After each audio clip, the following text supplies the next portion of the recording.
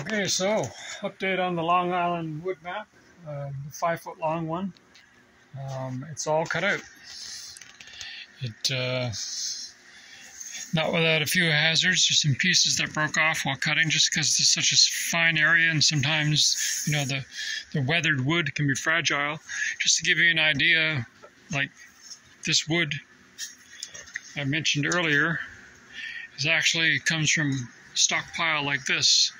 These are old 2x4s that I had for another purpose, and they served their purpose, and then I salvaged them, and then this is what we make our wood maps with.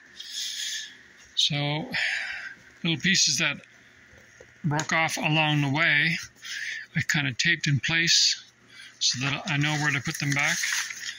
So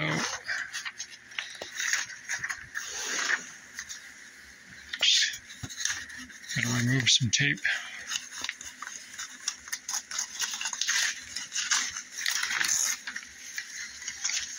Right.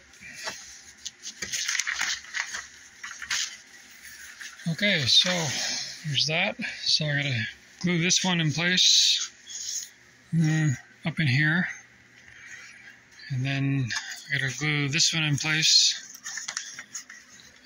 This one goes right here, and I'm pretty sure there's two more pieces early on. I didn't get them taped on.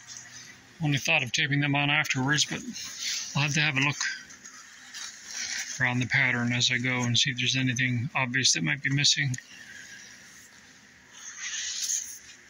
Yeah, so that's where we're at. Now we're just waiting for a run to the store to get some backer board material, which is basically this stuff, a 1/8 inch or 5/16 inch, no, probably 1/8 Luan, very thin plywood, used for the back of cabinets.